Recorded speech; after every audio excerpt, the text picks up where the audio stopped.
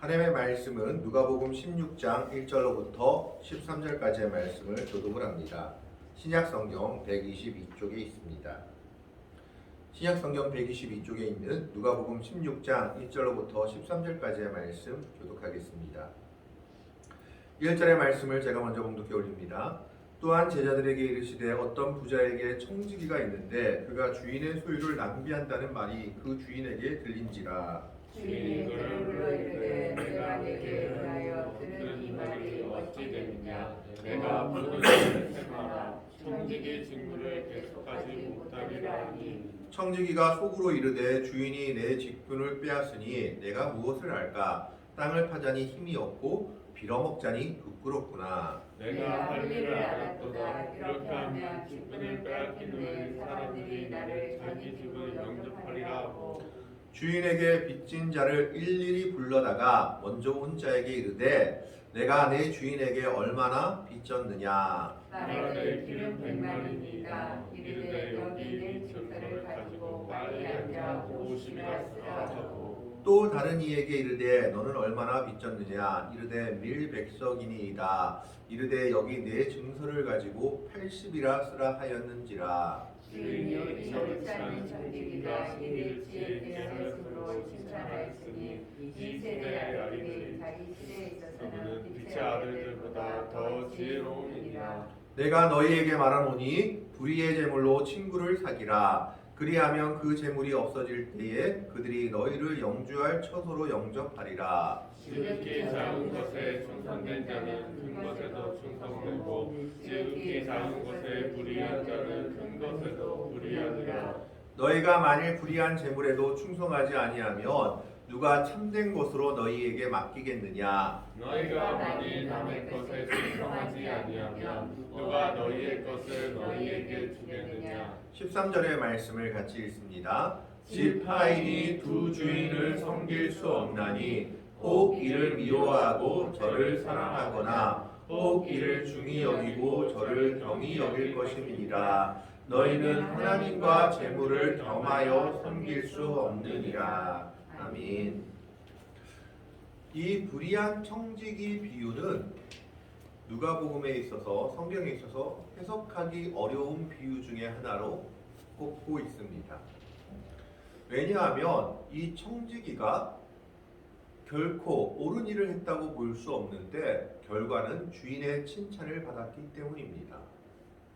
어떻게 보면 간교한 꾀를 써서 자기 살 길을 마련한 청지기의 이 모습을 보고 주인은 오히려 칭찬했다는 것을 어떻게 받아들여야 할지 난감한 모습입니다. 그런데 제자들이 이것에 대해서 의문을 던지거나 질문을 했다는 기록이 없는 것으로 봐서는 그 당시 상황에서는 어느 정도 이해가는 대목이었던가 하는 생각도 듭니다. 그러면 오늘 본문의 이 비유에 대해서 한번 같이 생각해 보고자 합니다. 16절 1장에 보면 또한 제자들에게 이르시되, 제자들에게 말한 비유인데 여기에 제자는 12제자가 아니라 예수님의 말씀을 들으려고 모인 제자들을 이야기하고 있는데, 여기서 어떤 성경학자들은 그 제자들이 누가복음 15장 1절에 나오는 모든 세리와 죄인들이 말씀을 들으러 가까이 나오니 라고 기록되어 있는 걸 봐서 이때의 제자들은 세리와 죄인들이 주축이 되었을 것이다. 그리고 그 세리와 죄인들에게 합당한 비유였다라고 생각하고 있습니다. 돈을 좋아하는 세리에게 돈을 어떻게 써야 되는지에 관한 비유였기 때문에 아마 이때 모인 제자들은 누가복음 15장에 나오는 이스라엘 백성 중에서 외면받았던 세리와 죄인들이 아니었나라고 해석하고 있습니다. 그런데 그 제자들에게 비유를 말씀하시는데 어떤 부자에게 청지기가 있었다고 1절에 기록하고 있습니다. 그런데 이 청지기란 말은 완벽한 해석이 아니라고 합니다. 이스라엘 단어 중에서 제대로 번역할 수 있는 단어가 없어서 청지기라고 했는데 더 어울리는 말은 토지 관리인, 재산 관리인 정도로 하는 것이 맞다고 봅니다. 토지에서 나는 소산들을 관리하는 주인을 대신해서 관리하는 사람이다라고 보면 되겠습니다. 왜냐하면 이 당시 부자들은 자기 토지나 땅의 소산들을 관리인에게 맡기고 자기는 딴 곳에 가서 호화 생활을 하는 경우가 많았다고 합니다. 그래서 그 부자들의 땅을 대신 관리해주는 사람들이 있었는데 그 사람들이 바로 오늘 본문에 나오는 청지기로 이 사람들은 종이 아니라 자유인이었다고 합니다. 자유인의 신분으로 집사와는 또 다르게 그 토지에서 나오는 수익들을 관리해주는 사람들이었습니다. 그런데 이 청지기가 한 부자의 청지기가 주인의 소유를 낭비한다라는 말이 들렸습니다. 이 청지기가 주인의 소유를 낭비한다라고 했을 때 이 낭비의 원어의 헬라어는 디아스 코르피조라고 하는데 이 말의 뜻은 두 가지 뜻을 가지고 있습니다.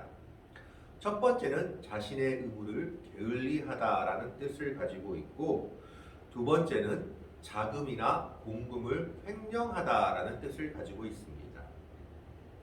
그런데 오늘 본문 내용을 봐서는 이 청지기가 자금이나 공금을 횡령한 것보다 자신의 의무를 게을리하고 주인의 돈을 자기 것처럼 잘못 썼던 것으로 보여집니다. 그 말을 주인이 들었고 그 주인은 조치를 취합니다. 그 주인에게 들린지라고 1절 마지막에 기록되어 있었고 2절에 보면 주인이 그를 불러 이르되 내가 내게 대하여 들은 이 말이 어찌 됨이냐 내가 보던 일을 세마라 청지기 직무를 계속하지 못하리라 하니 여기서 세마라는 이 말은 단순하게 세다 계산하다라는 뜻이 아니라 이 말의 뜻은 네가 지금까지 해왔던 것들 장부 정리하고 넘겨주라는 이야기입니다. 다른 사람을 이제 쓸 터이니까 그동안 해왔던 일들을 제대로 장부 정리를 해서 인수인계할 준비를 하라라고 이야기하고 있는 겁니다. 너는 이제 해고된 것이다 라고 말하고 있죠. 청지기 직무를 계속하지 못하리라. 이 청지기가 보던 일이 무엇이었습니까? 그 땅의 소산들을 관리하는 일이었습니다. 그런데 이 청지기는 어떤 사람이었냐 하면 땅을 관리하는 것 외에는 아무것도 할 줄 아는 게 없던 사람이었습니다. 3절 말씀에 보면 그래서 이렇게 기록하고 있습니다. 청지기가 속으로 이르되 주인이 내 직분을 빼앗으니 내가 무엇을 할까?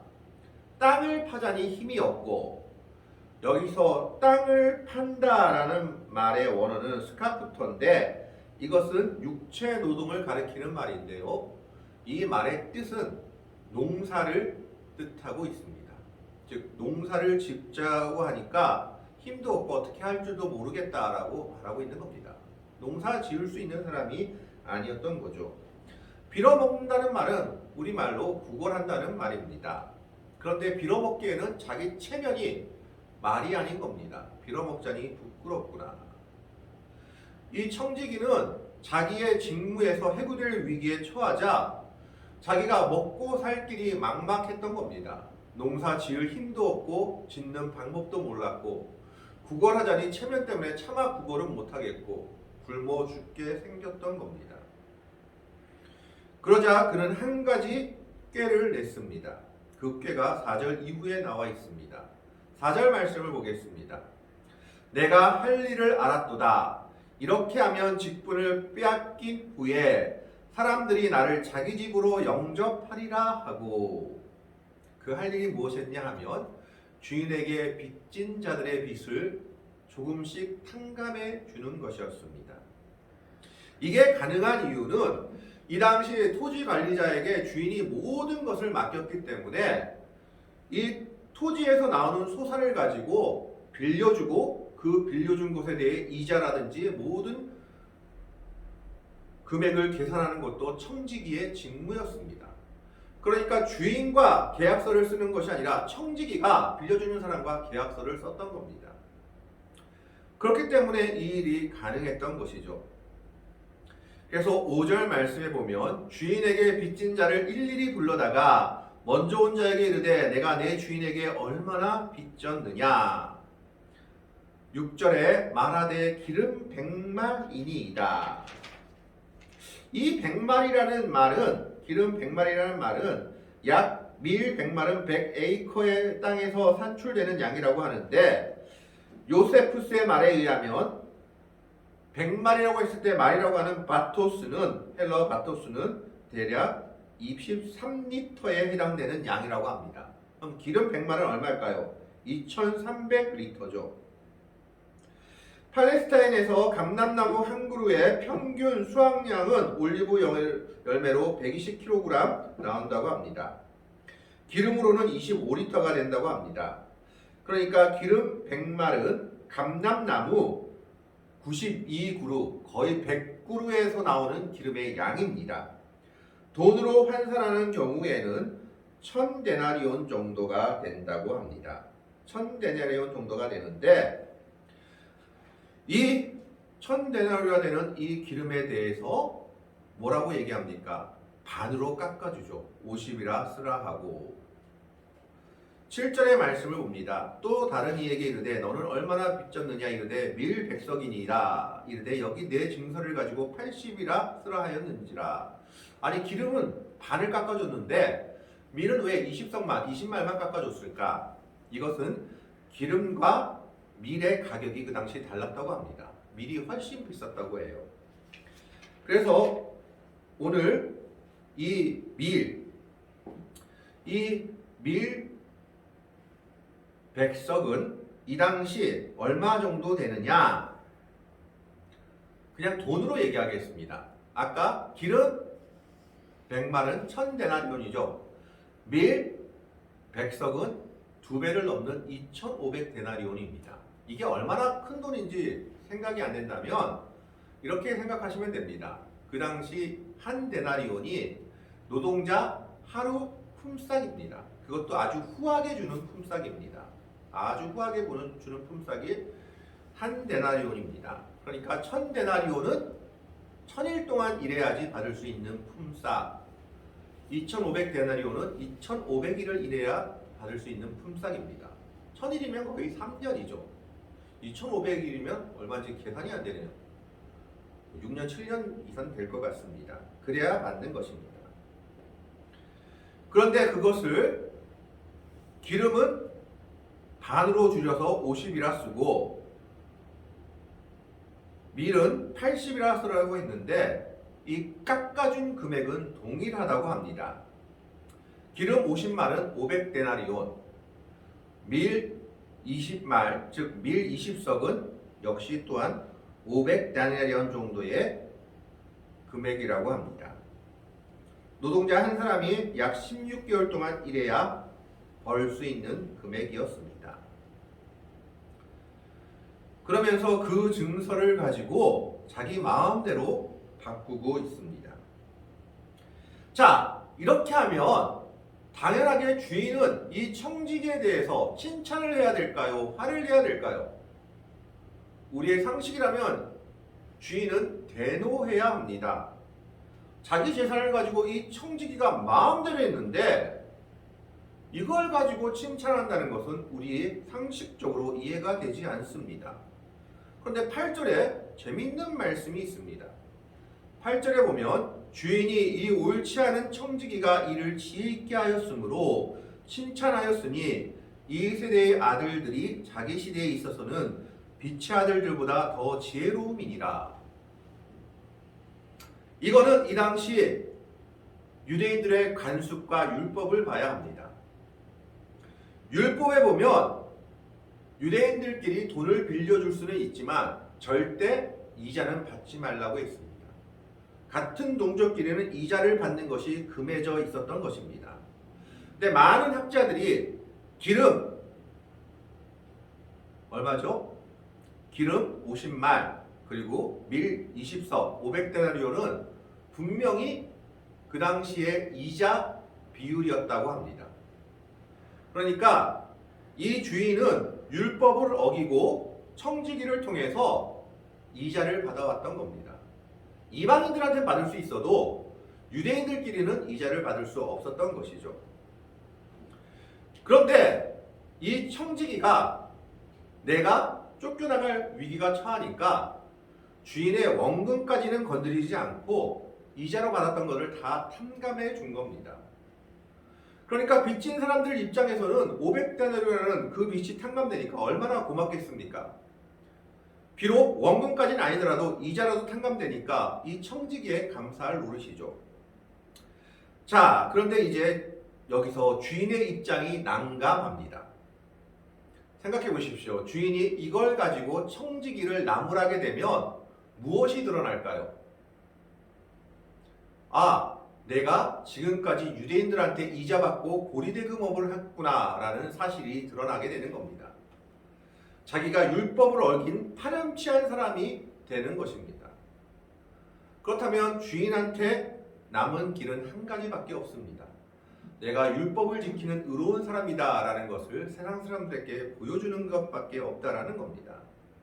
그 방법은 한 가지죠. 청지기를 칭찬하고 일을 잘했다고 하는 것입니다. 그러므로 말미암아 자기의 명망도 높아지고 자기의 위상도 높아질 뿐더러 율법을 범했다는 그런 정죄의 비난에서 벗어날 수 있게 되는 겁니다. 그렇기 때문에 주인은 이 청지기가 한 일을 칭찬할 수밖에 없었던 것입니다. 그래서 8절에 보십시오. 이 주인이 재밌는 말이 있습니다. 옳지 않은 청지기가 잘못됐다는 거죠. 그런데 그 청지기가 어떻게 했습니까? 일을 지혜 있게 하였다. 올바르게 하였다라는 겁니다. 착한 사람이 잘못된 일을 할 수도 있고 불의한 사람이 착한 일을 할 수도 있습니다. 그런데 오늘 이 모습에서는 이 옳지 않은 청지기가 율법을 따라서 일을 지혜롭게 처리하고 자기의 살 길도 마련했던 겁니다. 그걸 보고 주인은 비록 자기 재산에 손해를 난 건 아니죠. 이자니까. 비록 자기가 손해를 보는 것 같다 할지라도 율법을 지킨 사람으로 만들어 주었기 때문에 이 청지기를 칭찬하지 않을 수 없었다라는 겁니다. 그래서 주인이 이 옳지 않은 청지기가 이를 지혜 있게 하였으므로 칭찬하였으니 이 세대의 아들들이 자기 시대에 있어서는 빛의 아들들보다 더 지혜로움이니라.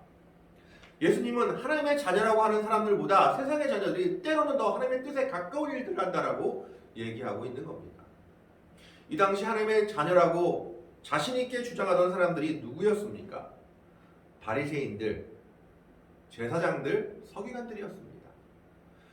그런데 그들은 하나님의 뜻에서 너무나 멀리 떨어져 있었고 독사의 자식이라고 예수님의 비난을 들어야만 했습니다. 특히 바리새인들은 돈을 너무 좋아하는 사람들이었습니다. 그러나 세리와 죄인들은 오히려 자기들끼리 뭉쳐 있었고 서로를 돌보며 서로를 위할 줄 아는 마음을 가지고 있었던 것입니다. 그래서 예수님께서는 그 말씀을 하시는 겁니다. 차라리 세상의 아들들이 때로는 더 지혜롭게 하나님의 일을 하고 있다. 빛의 아들들이 서로 반목하고 하나 되지 못하고 하나님의 일을 저버리고 있다라고 얘기하고 계신 것입니다. 그러면서 9절에 내가 너희에게 말하노니 불의의 제물로 친구를 사기라. 그리하면 그 제물이 없어질 때에 그들이 너희를 영주할 처소로 영접하리라. 영주한다는 건 영원히 거한다는 거죠. 이건 천국으로 간다라는 겁니다. 이 땅에 있는 제물을 나만을 위해서 쓸 것이 아니라 이웃을 위해서 쓰게 된다면 그 제물이 하늘 보화로 쌓이게 될 것이요 하나님이 천국으로 우리를 영접하게 될 것이다. 하나님의 백성들의 제물과는 이렇게 해야 된다라고 얘기하는 것입니다. 그러면서 10절 11절에 지극히 작은 것에 충성된 자는 큰 것에도 충성되고 지극히 작은 것에 불의한 자는 큰 것에도 불의하니 11절에 너희가 만일 불의한 제물에도 충성하지 아니하면 누가 참된 것으로 너희에게 맡기겠느냐. 여기서 우리가 이걸 잘못 오해하면 제물을 얻기 위해서 충성되어 일해야 되는구나 이 말도 맞지만 하나님의 관점에서 보면 제물을 가지고 충성되어 일한다는 건 뭘까요? 이 제물을 하나님의 뜻대로 사용한다라는 겁니다. 그 하나님이 주신 그 제물을 하나님의 뜻대로 사용하는 사람을 하나님께서 더 크게 맡기실 것이다 라는 겁니다. 12절에 누가 너희가 만일 남의 것에 충성하지 아니하면 누가 너희의 것을 너희에게 주겠느냐. 이 제물에 충성한다는 말은 제물을 얻기 위해서 모든 수단과 방법을 가리지 않는다는 뜻이 아니라 이 제물을 가지고 하나님의 영광을 위해서 하나님이 바라시는 뜻대로 사용한다라는 겁니다. 그래서 13절 말씀에 결론적으로 이렇게 얘기하죠. 집 하인이 두 주인을 섬길 수 없나니 혹 이를 미워하고 저를 사랑하느니. 하인은 한 주인 밑에만 있어야 됩니다. 혹 이를 주인이 여기고 저를 경히 여길 것입니다. 너희는 하나님과 재물을 겸하여 섬길 수 없느니라. 재물을 벌지 말라는 말이 아니라 재물을 가지고 뭐에 충성되라는 말입니까? 하나님의 일에 충성해라라는 말입니다. 재물은 맘모나스라고 해서 만문이라고 해서 때로는 이 물질이 우리의 신이 되어버리기도 합니다. 그때는 물질이 신이 되어버린 사람들은 결코 하나님을 섬길 수 없다라고 말하고 있는 겁니다. 그 대표적인 예가 바리새인들이었습니다. 그래서 14절에 보면 바로 이렇게 얘기합니다. 바리새인들은 돈을 좋아하는 자들이라 이 모든 것을 보고 비웃거늘. 그들은 이 비유가 마땅치 않았던 겁니다. 바보 같았던 거죠.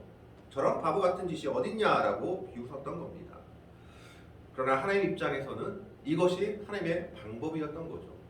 세상의 자녀들도 이렇게 지혜롭게 일을 하는데 하나님의 자녀들인 너희는 더 지혜로워야 되지 않겠느냐? 더 불의한 재물을 가지고 하나님의 일에 더 충성되이 쓰임받게 해야 되지 않겠느냐? 그래야 그렇게 되면 하늘에 보화가 쌓이고 하나님이 너희를 천국에서 영접하실 것이다 라고 예수님께서 정말 이 땅에서 복되게 살아가는 법을 이야기하고 있는 겁니다. 코로나로 인해서 모두가 어려운 가운데 있습니다. 우리 교회도 어려운 가운데 있고 많은 교회들이 어려운 가운데 있습니다. 그럼에도 불구하고 교회들이 지탱할 수 있는 이유는 무엇일까요? 돌아보는 손길들, 도움의 손길들, 정말 불의한 재물을 가지고 교회를 세워가는 손길들이 있기 때문입니다. 그리고 교회는 그 사랑을 또한 세상에 나눠 주어야 합니다. 우리는 하나님의 백성들로서 불의한 재물에 충성해야 합니다. 그 충성한다는 것은 재물을 위해서 내 목숨을 다 바치라는 것이 아니라 그 재물을 가지고 하나님의 뜻을 위해서 사용할 때 하나님의 영광이 드러나게 될 것이며 하나님의 뜻이 드러나게 될 것이라는 말씀입니다. 오늘 우리는 이 불의한 청지기의 비유를 생각하면서 정말 이 세상의 아들들이 빛의 아들들보다 더 지혜롭게 행하는 모습들이 있을진데 우리가 정말 지혜로운 하나님의 자녀로서 하나님의 영광을 위해 살아갈 수 있는 복된 성도들이 되시기를, 불의한 재물에 충성하여 하나님의 영광을 드러낼 수 있는 귀하고 아름다운 성도가 될 수 있기를 주님의 이름으로 간절히 축원합니다.